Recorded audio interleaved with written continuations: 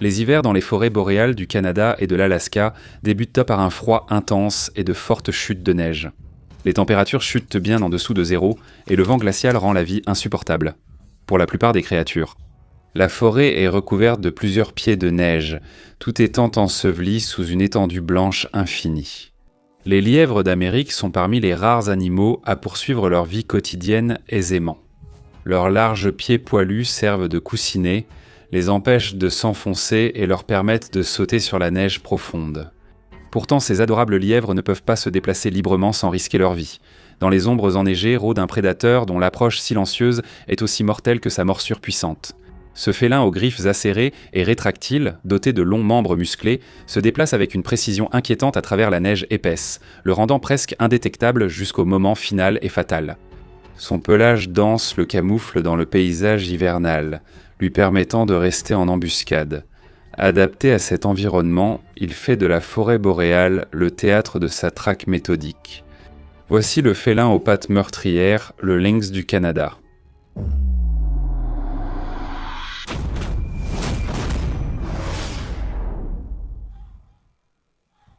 La vidéo montre une paire de lynx du Canada apparemment innocents, vaquant à leurs occupations.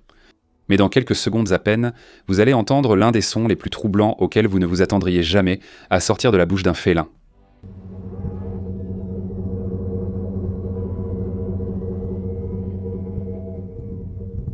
Et attention, ça ne fait qu'empirer. Les gens disent que ces sons ressemblent sacrément à ces enregistrements d'exorcisme qui donnent la chair de poule et qu'on trouve sur internet, et il n'est pas difficile de comprendre pourquoi. Mais ce n'est même pas la partie la plus intéressante. Le lynx du Canada est l'un des animaux les plus vocaux qui existent, et dans sa liste de vocalisations étranges et inquiétantes, on trouve tout, des miaulements de chats au feulement, ronronnements ou même grognements. Cependant, ces sons sont plus inquiétants qu'intimidants.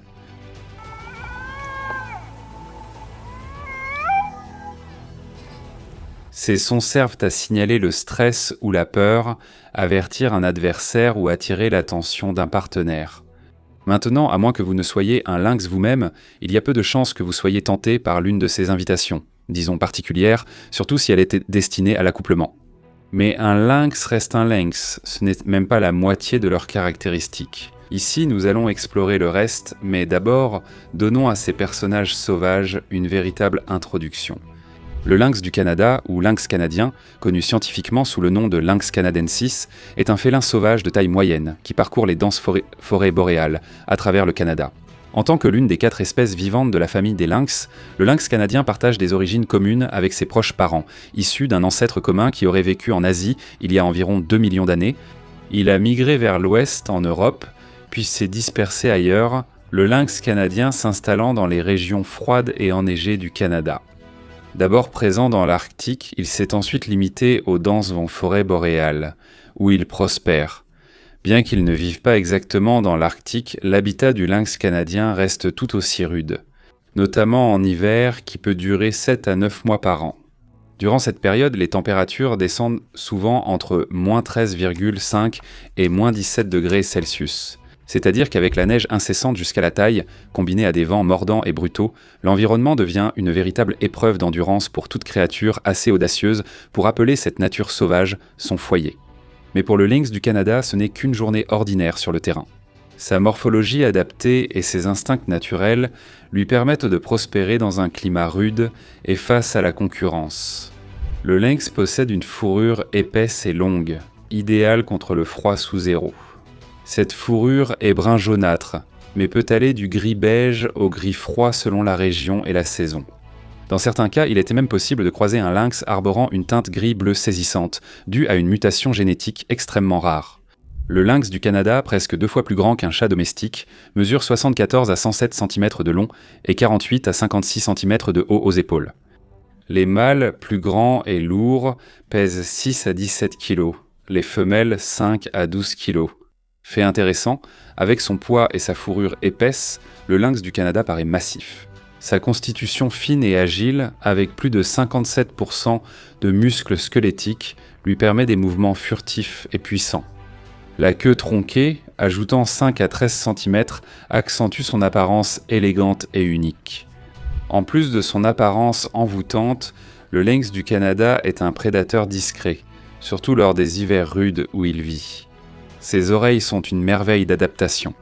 Recouvertes de fourrure brune et bordées de noir, elles contiennent plus de 20 muscles qui leur permettent de pivoter sur presque un demi-cercle, localisant la direction exacte du moindre bruissement à l'intérieur. Des projections fines agissent comme des amplificateurs naturels, captant et amplifiant les vibrations sonores pour détecter tout mouvement de proie. Le lynx du Canada a aussi de remarquables touffes noires d'environ 4 cm sur ses oreilles, bordées d'une fine couche de fourrure noire. Bien qu'elles puissent sembler n'être qu'un autre ajout majestueux à son apparence élégante, ces touffes ont en réalité une utilité. Elles aident ce prédateur furtif à détecter le flux d'air et à évaluer la direction du vent. Cela signifie que le lynx peut déterminer s'il doit se déplacer avec ou contre le vent afin d'éviter que son odeur ne soit détectée. Il reste ainsi caché jusqu'à ce qu'il soit trop tard pour que sa proie puisse réagir à son embuscade. Au cours de ce processus, la foulée du lynx devient absolument cruciale. Avec la neige qui recouvre souvent le sol, il est très facile, même pour l'animal le plus léger, de s'y enfoncer s'il reste trop longtemps au même endroit. Sans parler du fait qu'il est encore plus difficile de continuer à avancer lorsque la neige glacée mord les pattes et ralentit chaque pas pour éviter la lutte. Les grandes pattes du lynx canadien font l'essentiel. Ces larges et larges appendices sont recouverts d'une couche supplémentaire de fourrure qui agit comme des raquettes intégrées, leur permettant de se déplacer gracieusement sur des surfaces délicates et glacées sans s'enfoncer. À titre de comparaison, un lynx de 14 kg a des pattes plus grandes qu'un puma de 90 kg et ses pattes peuvent supporter 2 fois plus de poids que celles d'un lynx roux de taille similaire. Pour faciliter encore les choses, les membres postérieurs du lynx sont un peu plus longs, ce qui donne à son corps une légère inclinaison vers l'avant, rendant ses pas plus efficaces tout en l'aidant à rester discret pour tendre des embuscades. Grâce à ses griffes acérées et rétractiles, il répartit son poids sur la neige et reste stable sans glisser ni s'enfoncer. Comme les autres lynx, le lynx du Canada dépend surtout de sa vue et de son ouïe pour chasser. D'ailleurs, lynx vient du grec et signifie « briller ». C'est une référence à ses yeux réfléchissants et à sa vision binoculaire. Les deux yeux fonctionnent en synchronisation, permettant au lynx de se concentrer sur un seul point, ce qui l'aide à estimer avec précision l'emplacement de ses proies, surtout dans des conditions de faible luminosité. Cette vision spécialisée permet au lynx de repérer ses proies même lorsqu'elles se fondent dans la neige dense, et ce, à une distance pouvant aller jusqu'à 75 mètres. Après avoir repéré sa cible, le lynx du Canada la suit discrètement pour préparer une embuscade. Il grimpe aux arbres, se cache sur des sentiers bien tracés, ou même nage sur de longues distances pour surprendre sa proie. Grimpeur et nageur habile, le lynx privilégie l'embuscade à la poursuite. Cela permet d'économiser de l'énergie et d'être plus efficace en environnement enneigé où les ressources sont rares. Le lièvre d'Amérique tente de se cacher dans la neige en cherchant de la nourriture avec son groupe durant la tempête, tandis qu'un lynx du Canada affamé rôde tout près. Les yeux fixés sur le lièvre sans méfiance, il avance dans la neige et juste avant de lancer son saut mortel, le lièvre sent le danger. Le groupe panique et s'alerte, mais il est trop tard. Une poursuite dramatique s'engage dans la neige, le lièvre d'Amérique tente d'esquiver, sauter et se cacher. Le lynx attrape sa proie par la tête, tachant sa fourrure blanche de sang, tandis que les autres lièvres fuient terrorisés. Pendant ce temps, ce prédateur mortel s'est déjà engagé dans un affrontement sanglant avec un cerf de Virginie, réussissant à abattre une proie 4 fois plus grande que lui. Maintenant, sur fond de neige taché de rouge, le lynx impitoyable s'apprête à festoyer sur sa précieuse prise. Lors de ces chasses, il saute à plus de 2 mètres et parcourt 8 mètres d'un bond, empêchant toute fuite de leur proie.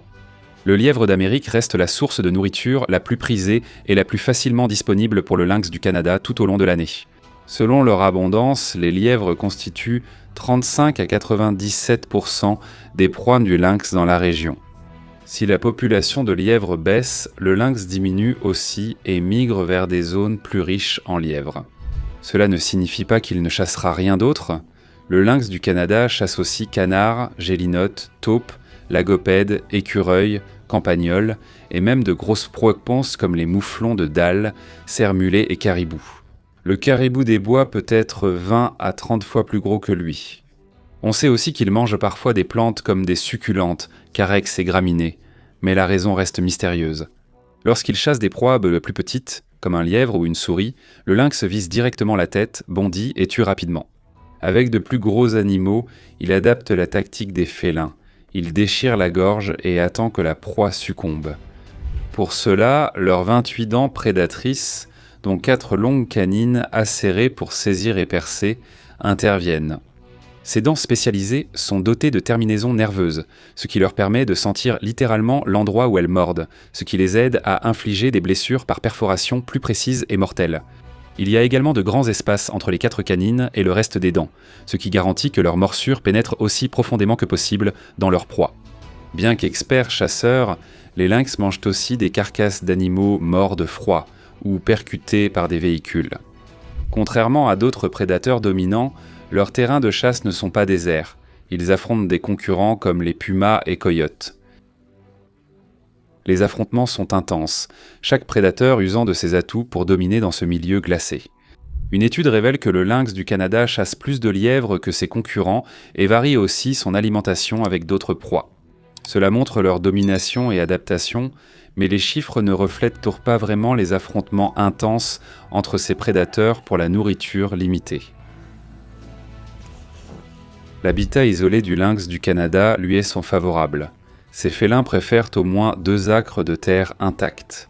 La plupart sont situés dans des zones vallonnées, parfois à des milliers de pieds d'altitude. Ainsi, ils croisent rarement les habitations humaines et même alors, le lynx ne cause pas de problème. Bien qu'il soit un prédateur impitoyable dans son propre environnement, il n'existe à ce jour aucun cas enregistré d'un lynx attaquant ou tuant un humain. Le lynx du Canada, solitaire, ne côtoie d'autres lynx qu'à la reproduction ou lors de l'élevage des petits. Il refuse de partager son territoire, surtout avec des congénères du même sexe. Avec leurs dents et griffes acérées, ils peuvent sérieusement blesser un autre lynx ou eux-mêmes si cela devient trop physique. Pour éviter cela, ils utilisent leurs cris étranges comme avertissement aux lynx trop proches. La plupart du temps, cela suffit. Les choses ne dégénèrent pas en véritable combat. Cependant, cela ne veut pas dire que leurs instincts de prédateurs disparaissent comme par magie. Parfois, quand la nourriture est vraiment difficile à trouver, le lynx peut même aller jusqu'à tuer et manger un autre lynx, ce qui montre à quel point ils sont sauvages et imprévisibles. À la saison des amours, le lynx mâle du Canada suit les femelles et laisse des traces d'urine. Encore une fois, il pousse ses cris presque surnaturels comme une invitation. Si la femelle est intéressée, elle lui permettra de s'accoupler, après quoi il finira souvent par s'accoupler avec plusieurs femelles en seulement 1 mois. Après l'accouplement, la femelle a une gestation de 2 à 3 mois, donnant naissance à une portée de 1 à 8 chatons. Ces chatons naissent aveugles et quittent la tanière après 5 semaines, commençant à chasser vers 7 à 9 mois. Les femelles sont matures sexuellement à 10 mois, mais se reproduisent 1 an plus tard. Les mâles mûrissent à 2 ou 3 ans. Ensuite, ils mènent une vie solitaire et vivent de souvent jusqu'à 16 ans, même si la plupart ne dépassent pas 10 ans à cause de l'habitat isolé. Le nombre exact de lynx du Canada est inconnu, mais l'UICN les classe en préoccupation mineure grâce à une population jugée suffisante. Il semble qu'ils ne vont pas disparaître bientôt, donc les lièvres d'Amérique devront rester vigilants dans les paysages enneigés. Avez-vous déjà entendu un cri d'animal plus effrayant que celui des lynx ? Partagez vos histoires effrayantes en commentaire et à bientôt pour la prochaine vidéo.